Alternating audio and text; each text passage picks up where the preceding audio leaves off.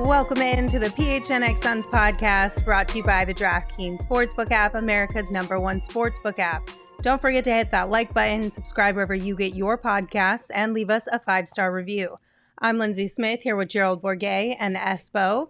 Saul will be back next week. He's on vacation for the remainder of this week, and we're happy to have you guys back. We got a lot more to talk about today. As the title of the show states, the aftermath, right? A lot more has come out over the last 24 hours, including a press conference today from Adam Silver himself. More information, more things to discuss. So do you guys just want to get right on into it? Might as well. It's gonna be another one. So let's get into it. Yeah. So we'll start with the Adam Silver press conference, and we'll kind of go through a couple of the bullet points that stood out to us of things that we feel like we need to talk about. We'll start with this clip that where he stated basically the standards are different if you're an owner or anybody else. I think everybody in this room would agree that if any of us had said or done even a small percentage of the things that Robert Sarver has been shown to have said and done, we would be fired. And I assume that anybody working at Olympic Tower, if they had done even a percentage of that, would be fired. And anybody who worked for any of your 30 teams would easily be fired. Why would there be a different standard? And understanding the complications of removing an owner, why should there be a different standard for the owner of an NBA team than there would be for everybody who works in this league? Fair question. I'd only say, you alluded to it, Howard, that there are particular rights here of someone who owns an NBA team as opposed to somebody who's an employee. The equivalent of a $10 million fine and a 1-year suspension, I don't know how to measure that against a job, but I have certain authority by virtue of this organization, and that's what I exercised. I don't have the right to take away his team. I don't want to rest on that neat legal point because, of course, there could be a process to take away someone's team in this league. It's very involved, and I ultimately made the decision that it didn't rise to that level. But to me, the consequences are severe here on Mr. Sarver. Reputationally, it's hard to even make those comparisons to somebody who commits an inappropriate act in the workplace in somewhat of an anonymous fashion versus what is a huge public issue now around this person. So there's no neat answer here. I mean, it's other than owning property, the rights that come with owning an NBA team, how that's set up within our Constitution, what it would take to remove that team, from his control is a very involved process, and it's different than holding a job. It just is when you actually own a team. It's just a very different proposition. Second row, right, Tanya. Tanya Gung. Yeah. So basically, he said the quiet parts out loud. Yeah, and I don't know. It befuddles me. That's the only word I can come up with. I'm very. It's crazy to me that he simply can look in the camera and point blank say, well, yeah, we'd fire anybody else, but this guy's got a lot of money and owns this team. So yeah, we can't. And even though we've seen it happen before, we saw the precedent. It was set with Donald Sterling, but they're not, this feels very much like they were just not willing to go as far as they went there. Right, and he literally said that he could have given Sarver a longer suspension that was within his jurisdiction, and he landed on 1 year because he felt that was appropriate. He said there was no discussion about removing him as owner or him selling the franchise or anything like that. This was the path of least resistance, and it was a stark reminder of who works for whom in this power dynamic. And it was sickening, and that's not to let Silver off the hook, because he didn't seem ready for questions that he should have known we're covering. That's the most I've seen him stutter or be uncertain. And it was just, I keep going back to, imagine being one of the people that was the subject of one of these stories, one of these many stories that we read about over the last few days. And watching this press conference and seeing him bumble over his words and defend the actions after calling his actions indefensible at the start of the press conference, I would be sick to my stomach watching this. The NBA failed each and every one of the people that came forward, that broke NDAs to do so, that cooperated with investigators, that relived trauma in some instances. The NBA sent a clear message about what it will tolerate as long as you are this person that's an owner, as long as you are a person in power. And it's a message we've been hearing over and over in life in general in this country for a while now. And to hear, you know, for me, covering an NBA team is my dream job. Like, this is what I have always wanted to do. And it kills me to think about the people that have worked for the Suns, including the both of you, people that I've become friends with that have had to endure this type of work environment and have their dream job shattered and turn it into a living nightmare. And then to be told by the commissioner of the NBA that it's bad, but it's not that bad. This is what we settled on. It's sickening. It wasn't even it's bad, but not that bad. It was, we understand, but he gets to live by different rules. I mean, it was literally, that was the message. It was almost word for word what came out of Adam Silver's mouth. And you're right. Look, I'll admit it. I'm biased in this because I did experience it. I read that report and I know exact people that it's talking about. Now, I would never out any of them in talking about this, but I read every word of that report and I know the specific people in a lot of those instances, and it's not okay. People look at it and think these are bullet points in a report by some lawyers, but these are personal stories. These are people that were hurt greatly. People who now have anxiety issues or are sick because of, in some cases because of this stress that they went through. People who, had dream careers shattered because of it. And the league, the people that are, first off, the people that were supposed to protect them, the HR group in the Suns, didn't do what they needed to. The report states that they basically, for a large portion of Sarver's tenure, hid things, slid things under the rug, were incompetent, is what the report comes to. And, they changed it as of 2021. Congratulations. Okay. Not because they had to, because previous people in that department retired. Yeah. Didn't get shown the door. No, they retired.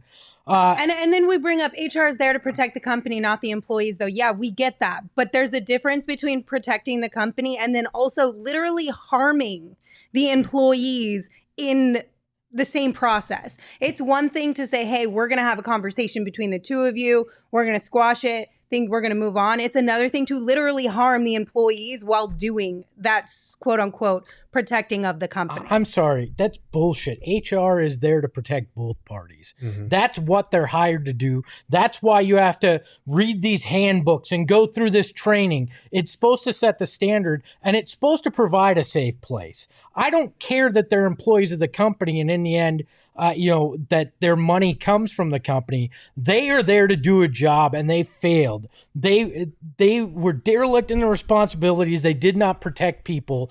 They didn't even protect the company because they didn't keep records of what was going on. They failed on both sides of the fence, and that's not okay.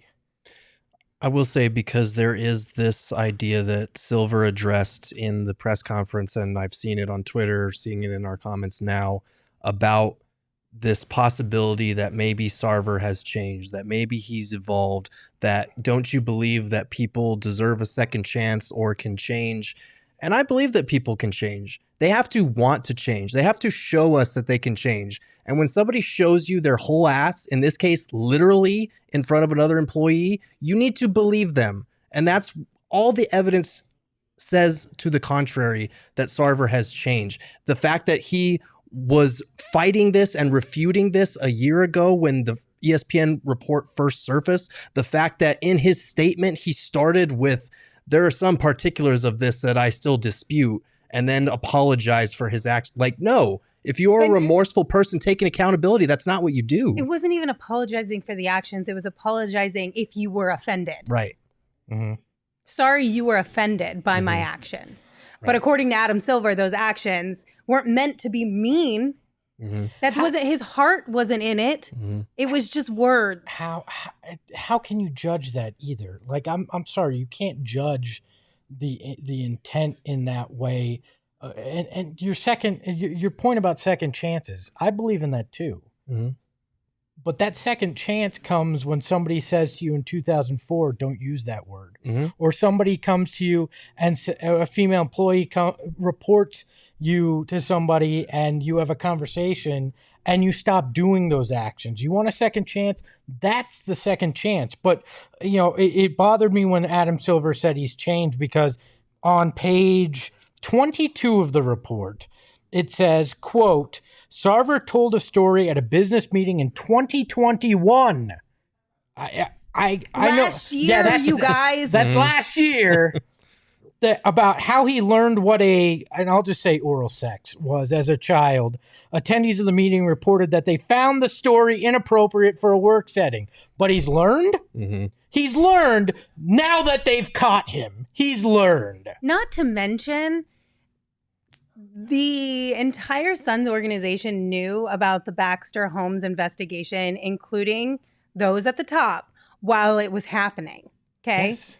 So it was happening in 2021. The investigation was happening. Now, we don't know exactly what date that was made. Those comments were made in this meeting by Robert, but it was in the same year that the investigation was already going down from Baxter Holmes. And the same year that they changed their HR, 2021.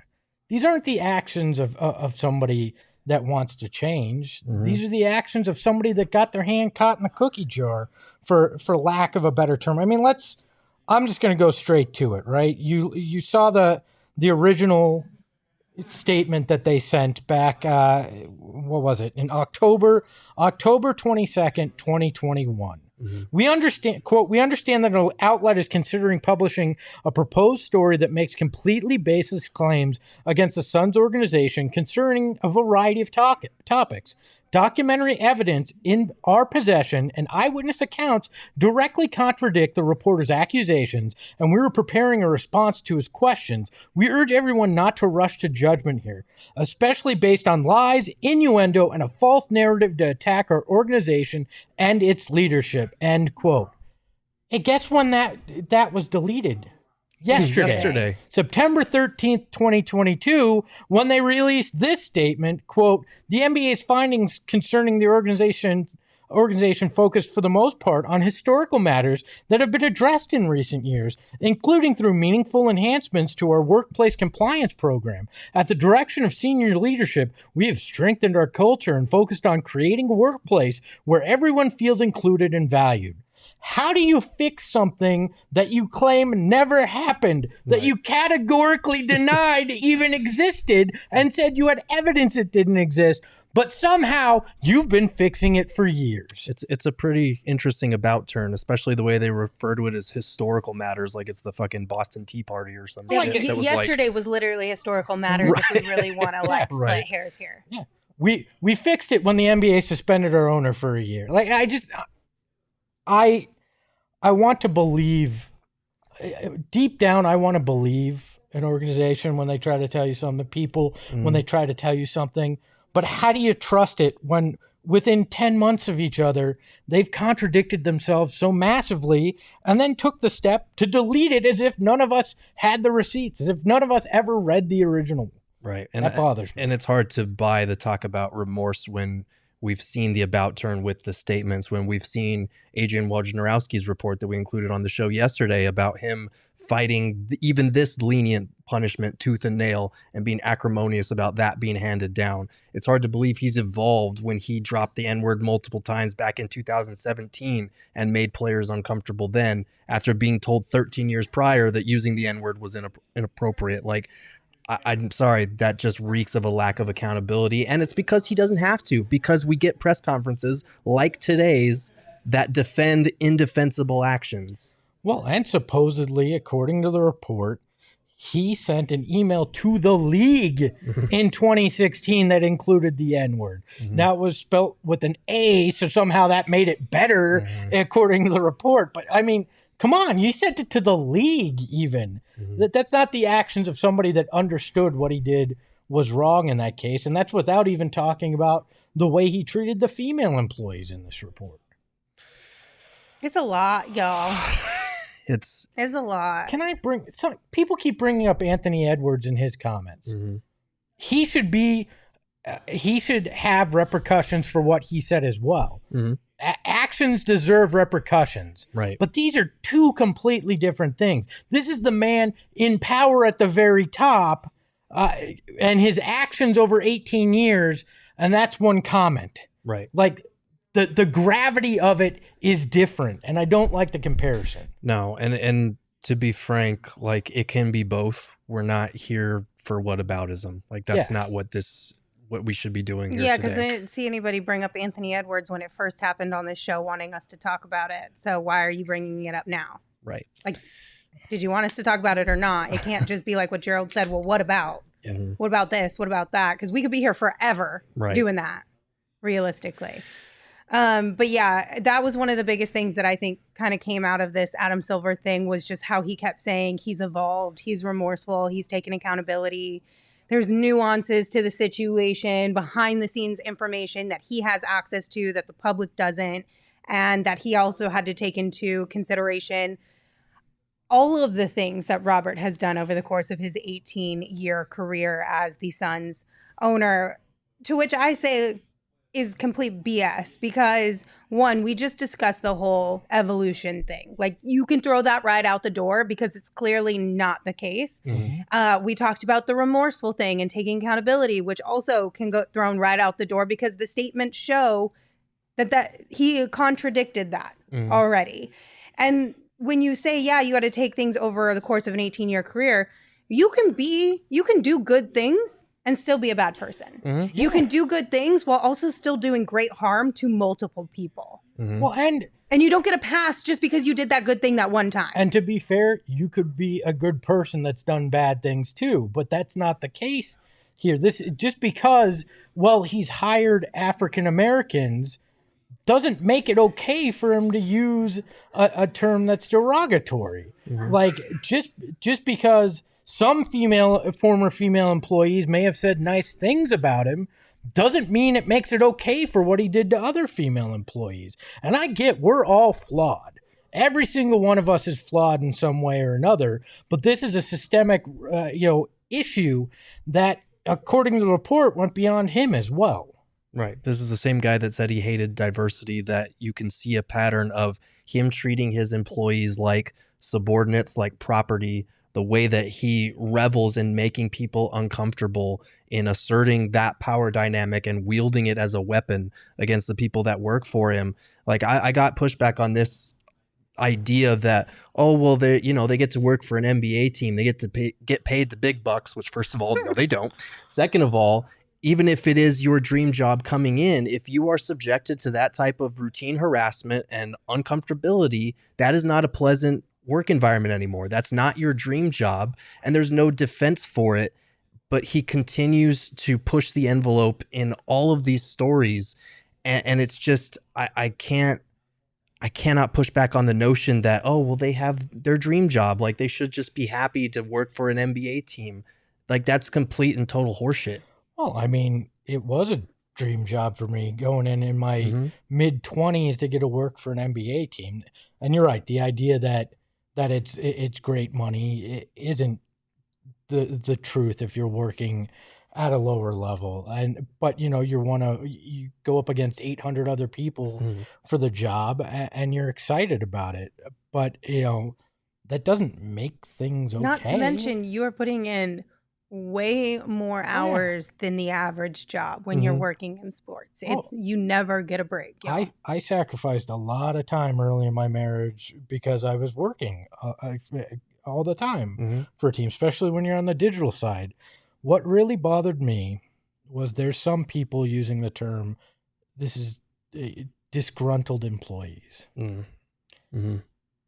I get it. I mean, but you're upset for a reason. Right. You read these things. wouldn't you be upset if your wife, your girlfriend, your daughter, your significant other came home and said, this happened to me at work? I don't care where you work. That's something you're allowed to be upset about because it's not right. It's inappropriate. It shouldn't happen in a workplace, whether your boss has $10 in his pocket or $1 billion. It's not right. And you're allowed to feel a certain way about it. It's not disgruntled employees. It's people who were impacted by the actions of somebody and multiple people in positions of power ahead of them. Right. Just imagine if you were someone that was in any one of these stories, really, or someone close to you was in any one of these stories, and you were told by the NBA commissioner, we have to look at the totality of his 18 years in charge. When this has a 43-page document detailing horrific things that have happened during that time, but the counter is, well, they've improved their diversity hires and, they've made a lot of charitable contributions. And that is all basically lawyer speak for he's rich, he's untouchable, he's an owner in this league, and he's not held to the same standards that you or I are held to. I would be absolutely livid.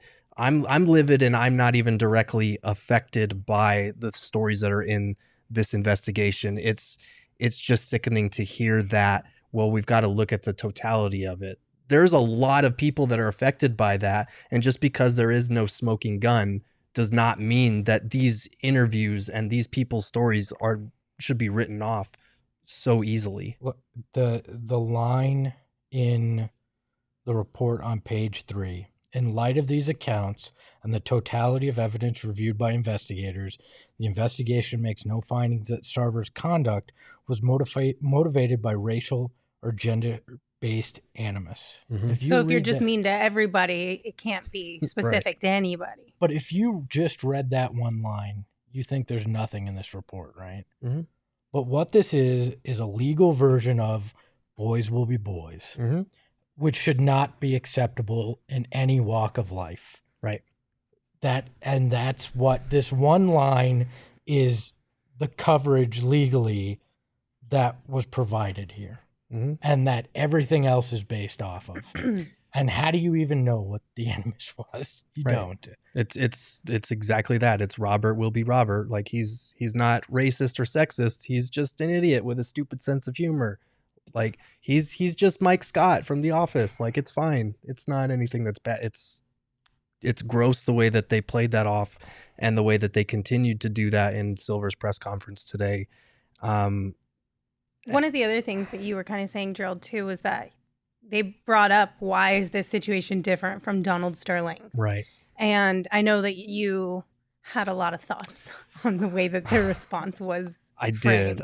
And he, again, said the quiet part out loud, basically saying there was no gotcha moment where the audio recording went viral and the way that it was disseminated across the public, everybody got to hear it. Everybody reacted to it. It was like a lightning rod that put additional pressure on the league. And he basically came out and said that today. And I'm just kind of sitting there like, we knew that was the case, but for you to actually say it out loud is quite honestly dismissing all of the testimony, all of the investigative reports that people brought forth to you to do your job, and you're basically telling them, well, you didn't catch it on recording, so it's kind of hearsay. That's basically what it amounts to in this case. What bothered me immensely about that too was he brought up the way it was disseminated. So the reason it was so bad was because Team Z had their hands on it first before you did. That's why it was so bad. Well, not because it existed. Had their hands on it before you did. Yeah, I'm like, it not because it existed, but because of the way it was disseminated. I'm shocked he would say it out loud, and yet I'm not shocked that he'd say it out loud because people are emboldened right now to say the quiet things out loud. Right, and he the quote that he said was he acknowledged the realism of the audio. So if it's not captured on audio or video, it's not real. Like I get that it brings a different like oomph to it. It puts it in your face in a way that hearing stories or reading it on a 43-page report is not going to. But to just go ahead and say that, it's very dismissive. Maybe not intentionally, but it's very dismissive of the people that came forward and told these stories. I am not justifying Adam Silver in any way. I'm just gonna. It's him being a lawyer by trade. Is this lawyer speak? As in, well, there was no hard evidence, so we could get sued if we pursued it in a certain way. There is this whole thing, this idea that it's been an independent investigation when every party involved has been operating as if they are under threat of litigation from Sarver.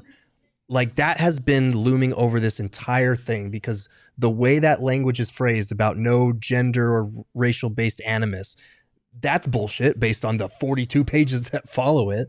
Like, the way that Silver conducted himself today, we have a report from John Gambadoro as well, that if we could pull that up here, the based on some conversations one, the other one. Yeah, based on some conversations with NBA people around the league, there's speculation that the NBA did not want a legal battle with Robert Sarver. So they put the report out there to allow it to run its course. Sponsors' reaction, minority owners' reaction, media fans, etc. That is a total cop-out. That is basically putting the responsibility, and this is what we talked about yesterday. It's unfair to put the responsibility on the players, on the fans, on everybody else to do their part to actually hit the league where it hurts. It's money. And that's exactly what they're doing. They're basically saying, here, get pissed over this, and maybe it'll rise to a level where we can actually, where we're forced to do something about it. But until then, this is all you get from us. Right. I mean, I said this yesterday, that is the NBA's progressiveness. This has never been the league office that pushes it. It's always been the players.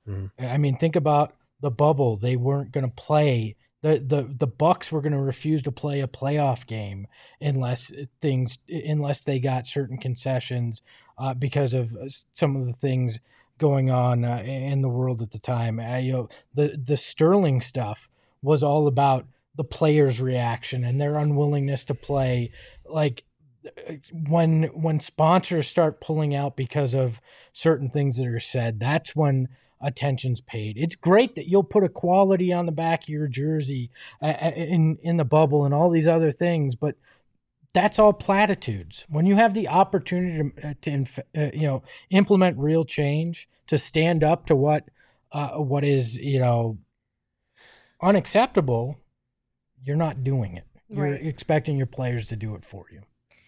So we'll get into a little bit more of that as far as just putting this on players and what that means and what that looks like and if it's fair or not. But first, a quick break to hear from our sponsors. This Sunday, the 18th, 12:30 p.m., we're hosting a Cardinals watch party at Four Peaks. You can come on down and enjoy us at their brewery in Tempe.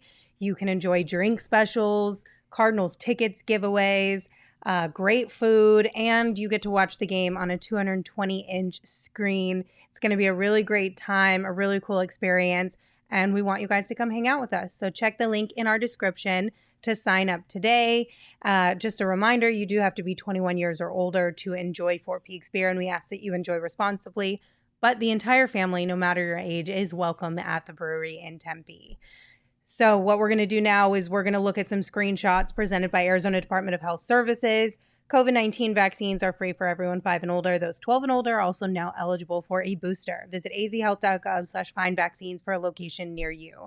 The first screenshot is a video today, and this is Zach Lowe with his thoughts yesterday on the situation. Look, if the slope isn't slippery enough to get Robert Sarver out of the league after this, then it's just not slippery enough as it is right now. Let's review what's in the report. He said the N-word 5 times after being told in 2004 that even if you're repeating what another player said or purporting to according to his own recollections, which may not be reliable, that's not okay. 2004, 18 years ago. Then here's just a partial list of stuff that he said or did around women and even male employees. Told a pregnant woman, you can't really have the same kind of career you're going to have because, your child needs a mother. We're going to have to take you off this event.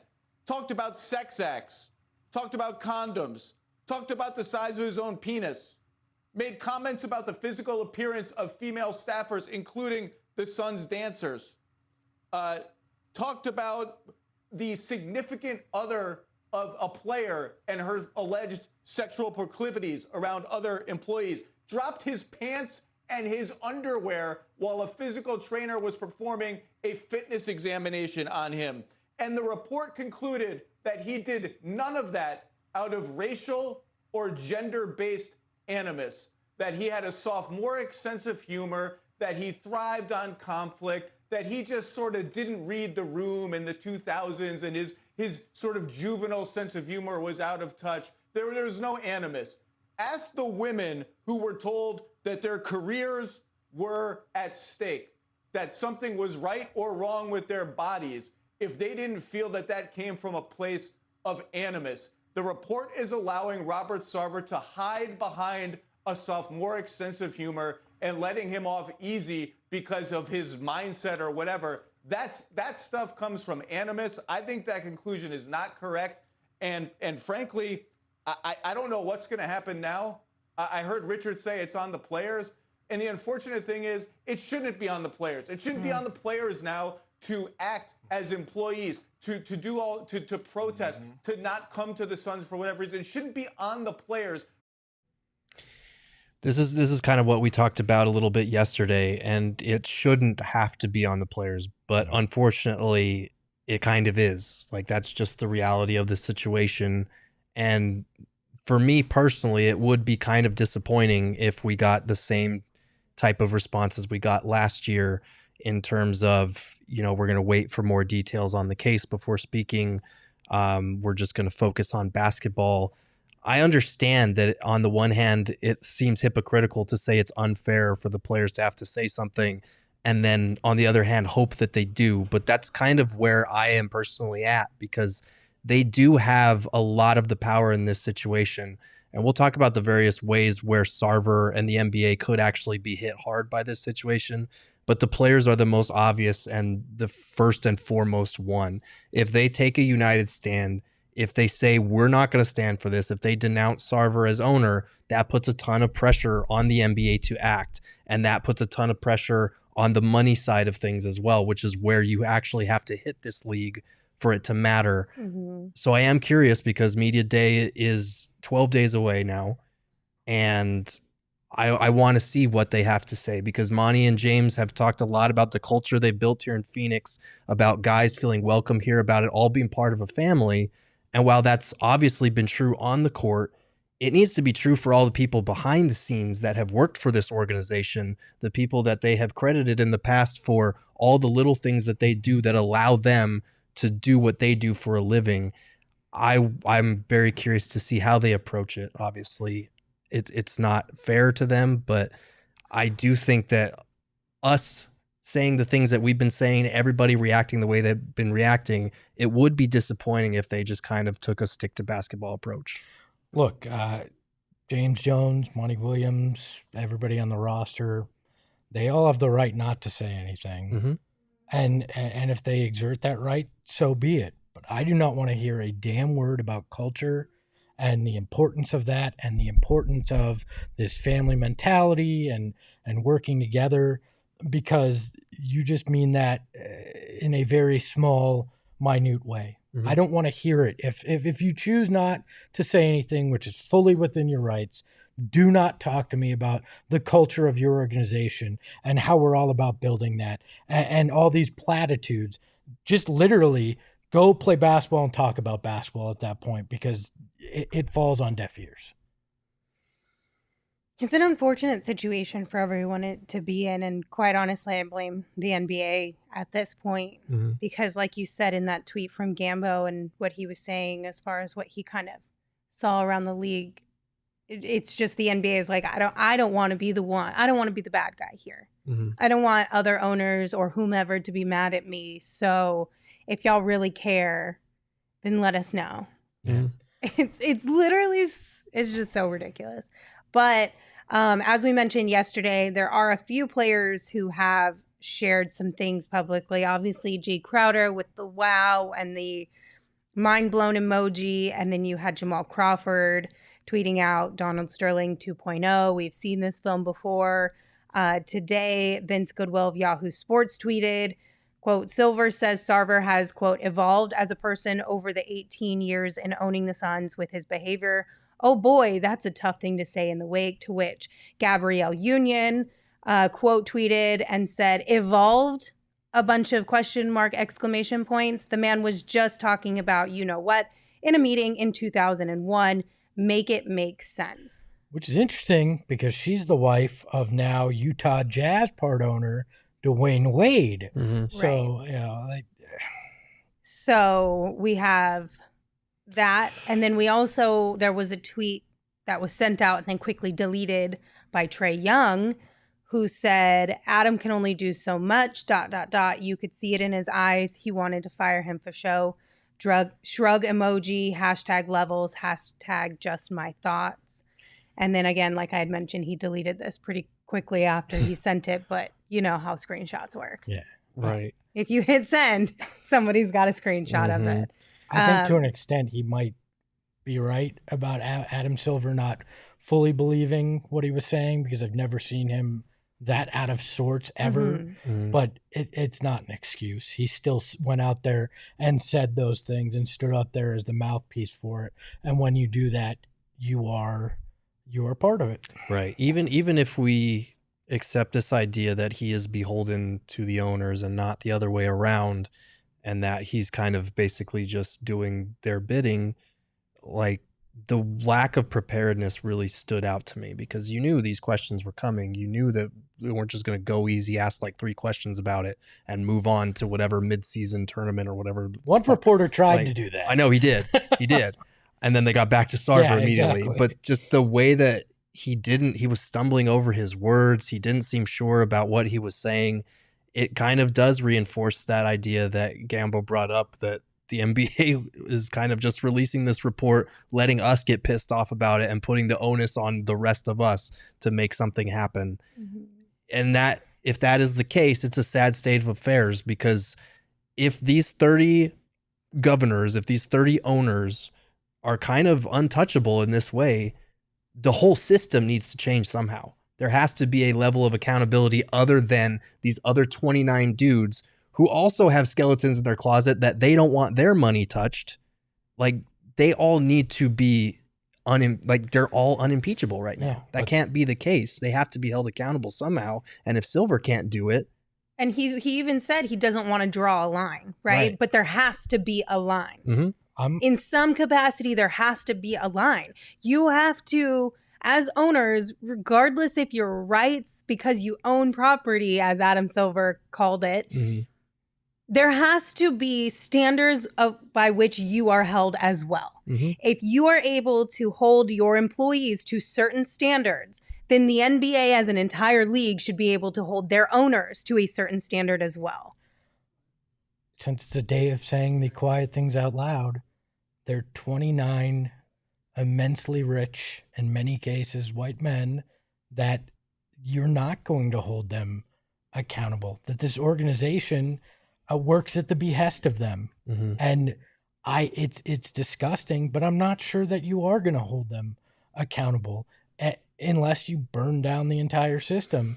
And I don't know how you do that, because they're the one holding most of the cards in the system themselves. Yeah, it's a sad state of affairs, honestly. We're going to take one more quick break to hear from our sponsors again. OG's, one of our favorite partners, they've got free stuff for you guys. You can enter our Flavoring Life sweepstakes, and one lucky winner will receive 3 bags of OG's, including orange creamsicle and tropical flavors, an OG's hat, a PHNX shirt of your choice, and a PHNX annual membership. To sign up, head on over to gophnx.com or click the link in our show notes. You can also check out OG's online at ogsbrands.com. You can find them on Instagram at ogsbrands, and you can find their products at your local dispensary, but you must be 21 years or older to purchase. Also, I want to tell you guys about Gametime. It's the hottest new ticketing site that makes it easier than ever to score the best deals on tickets to sports, concerts, and shows. Whether you're trying to hit up an Arizona Cardinals game here in the next few weeks, or you've got some concerts you've been eyeing, Gametime is a great way to save up to 60% on tickets when you buy last minute. So it's really great for all the procrastinators out there, or last minute plans if you just kind of get that itch to do something fun. And if you love PHNX, then we know that you'll love Gametime. The best way to support us is by buying your tickets through the link in our show notes and our description. So if you've got any plans for upcoming games or concerts, be sure to check out that link. Speaking of sponsors, that's another great way that things could potentially change with this situation. Gerald, I know you've been busy on that front. Yeah, I've been trying because we're going to talk about the different avenues where the NBA and the Suns could really be hit by this and actually enact change. A big one is through sponsorships. If sponsors and corporate partners pull out, that changes the game, because then the board of governors, then the Suns minority owners can look at it and say, hey, like, there are clauses in our agreements where if you are hurting us financially, we can make the decision that you're not holding up to your responsibilities as an owner, and we're going to oust you at that point. So I've reached out to 14 different partners of the Suns asking for comment. Haven't heard back from any of them because that was just this morning, and it will take some time to get a response for very hard questions, let's be honest. But again, the onus is on someone other than the NBA, other than Sarver, to right these wrongs. And unfortunately, in this case, these are kind of mostly faceless corporations that are going to hide behind a big name. And so I am curious to hear if any of them get back to me, what they have to say when they do. But this is a serious issue because they are in partnership with someone who has been accused of some pretty horrible things. And that's the whole point of reaching out to them for comment, is a little bit of accountability and asking, okay, if you're okay with staying in business with this team who is run by this man, why? What are your reasons for sticking around? Yeah. So we'll see what they have to say about it.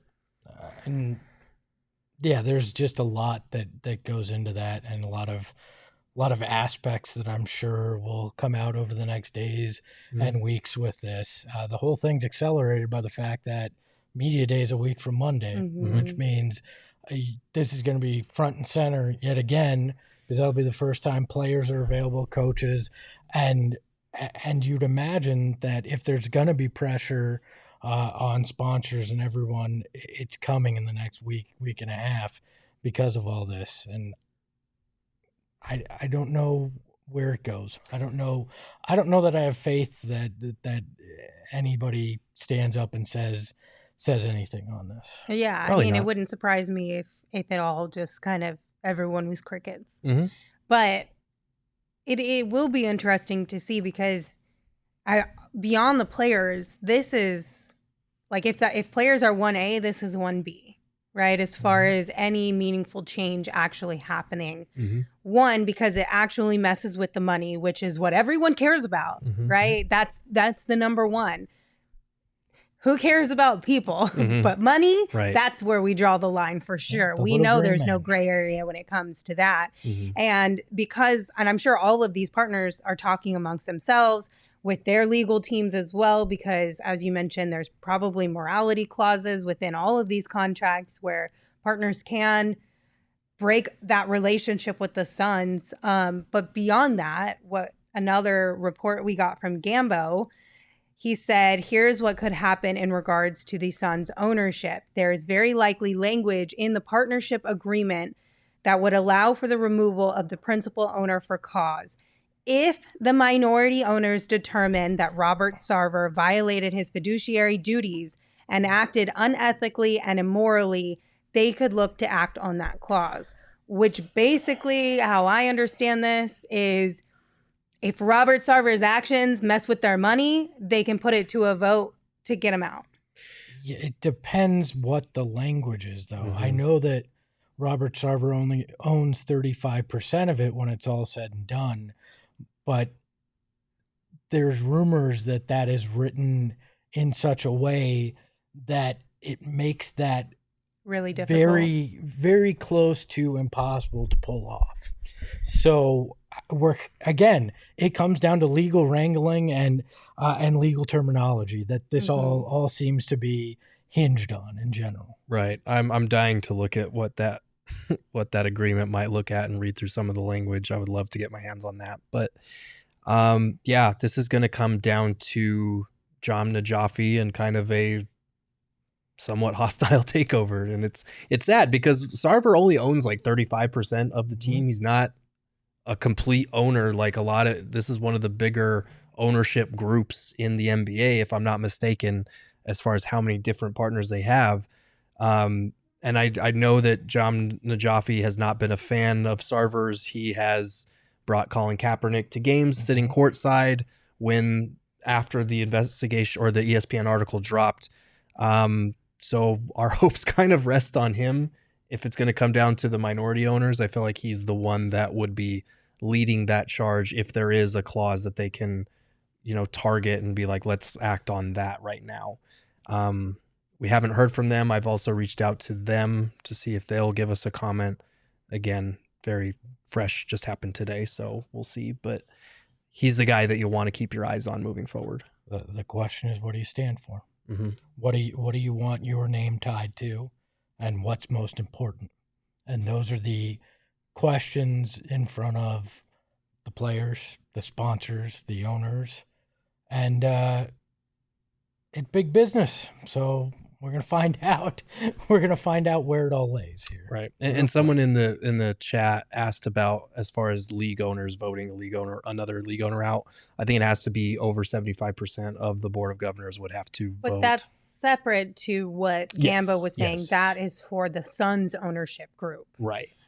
So the Suns ownership group, depending on what that language in that contract looks like, might have an avenue to do something, and then overall league ownership also would have an avenue to do something.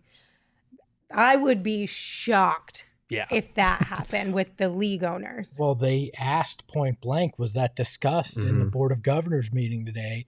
And Adam Silver point blank said no, it was not discussed. Somebody brings up, I think it's David Bailey, about with the year suspension, Robert Sarver not having a vote. They actually are going to appoint somebody to fill in for him as the interim governor, and managing general partner of this team, and he has a say in that along with the league. So, and I'm sure there's some loophole, like Adam Silver said Robert can't have any connection to that, but I'm sure there's some loophole there where, well, if we talk as friends, it doesn't count. We're not talking about business. And how closely is the NBA gonna monitor that? Like, it's not as if they're putting on some anklet and making sure he doesn't, cross a certain threshold at the arena or the training facility. This is probably going to be Scouts honor. Right. It's probably police yourself. Kind of thing. So there's a lot of questions and a lot of people internally that still need to answer for some of what happened over there as well. This whole thing is a joke, to be honest with you. Like the press conference today, the amount of power that the NBA actually has and will probably use to enforce any of the things it just handed down. Like they're going to get their $10 million check, and that's about it. Like it's pathetic, honestly. And it makes me angry, and it makes me angry when I realize that I'm not directly affected by it, but a lot of people that I know and see on a day-to-day basis could be, for all that I know.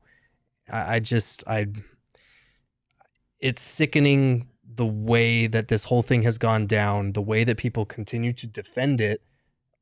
I'm sorry. I'm just like, it's just so bad. Like, I don't get how it could get to this point and how they can't enforce literally anything, and how the onus is now on the players to say something, the fans to boycott, or the sponsors to pull out. It's deflecting blame everywhere but where it should be. And instead there are real people who are, their well-being, their livelihood is at stake. There were people that were fired because of the things that went down in this report. It's just an absolute shit show, and today's press conference cemented it as a complete joke for me. Well, and there's supposed to be a representation of of our city, of our state. They're playing in a publicly funded building, at least a partially publicly funded building. I mean, there's all sorts of ways that this is intertwined into a lot of things. And at some point you start to become numb to a lot of it, which is unfortunate too, because you just keep hearing it, and that's just the reality of it. But there's so many questions still to be answered, and I am waiting with bated breath to see who actually is willing to make the hard choices in this situation. I will say that while there are a lot of people who are still trying to defend Sarver's actions and the decisions that the NBA has made, at least on my timeline, and granted, I don't tweet a lot, especially about these type of things, but at least on my timeline, which I feel like is a lot of you guys who listen to our show and view our show, it's been a really positive. A positive response from the fans as far as the support they're showing to all of the current and former employees of the Suns who had to go through this stuff, putting pressure on sponsors, constantly tagging them in their tweets and retweeting things, and not letting this conversation die, even though it's only been, 36 hours or something of that nature. But just the fact that you guys care enough to go out of your way to use your own social media platforms, it does mean a lot, because like Espo and I were both there. Like a lot of these people, like you said at the top, they're our friends. Like quite literally, they are our friends. And we see firsthand how this place and these people have harmed people that we genuinely care about. And even if it's somebody who was before me or after me, or same for you, like these are real life people. And I think that's the biggest thing to remember, is that it's so easy to be disconnected to it when you're not there and you're not seeing it firsthand or experiencing it firsthand. But if you saw me like completely shit on Gerald, I would like to think you guys would be upset about that, right? Like, and I'm not talking about joking, but like if I just completely just went off on you, I would hope you guys would be mad at me beyond just calling me Chelsea, right? Like, put yourself in the shoes of some of the people here who came forward and think about how it has affected their lives, their careers, their families, their pocketbooks. These people are not multimillionaires. They can't just move on and bounce back and start a business or whatever. Like, there are real effects to what has happened over the last 18 years under Robert Sarver at that organization. Well, and I talked to many people yesterday that were suffering yesterday because of what was said, because they'd come out, they had spoken, they were hurt all over again by the way it was handled, the way it was talked about. Look, we live in America. Robert Sarver has the right to say things and do things, but that doesn't mean he has the right to have no consequences because he does it. You choose to say things, to do things, and that's your right. But that does not mean you have a complete blank check to do it and get away with it without repercussion. And he got a small one, and I think there may be more to come. All right. Well, thank you guys for joining us. Before we say goodbye, we do want to remind you, if you are looking for some furniture, More Furniture is having a fall sale. They set up our studio and offices here, hooked us up with some really great pieces. So if you're looking for furniture right now, head on over to morefurniture.com. That's morfurniture.com to check out their fall sale. Also, shout out to Mountain Mike's Pizza, who brought lunch for us today. It was really cute. They wrote notes on the inside of the pizza boxes, and one of them said, "Feed Chelsea first," to which everyone at this company clearly missed the message, because when I came in, half that pizza was gone. But it's okay. I'll share. But thank you, Mountain Mike Pizza. Also, thank you guys again for tuning in. We appreciate you. I know it hasn't been exactly the best week as far as Suns content goes, and it hasn't been fun and light over here like we usually are and love having this show be, But as we mentioned throughout this entire show, this is a really important issue that we can't just let get swept under the rug. We'll see you guys tomorrow, 2 p.m., same place, same time, or you can catch us on whatever platform you get your podcasts on. Don't forget to rate, review, subscribe. Until we see you tomorrow, you can follow me on Twitter at LindsaySmithAZ. You can follow Gerald at Gerald Bourget, and you can follow Espo at Espo. Espo, take us home. Actions have consequences. Just remember that. Ahoy, hoy. Never gonna let go. PHNX though, Lindsay, Gerald, Espo. Saw past the ball, we hit a turn.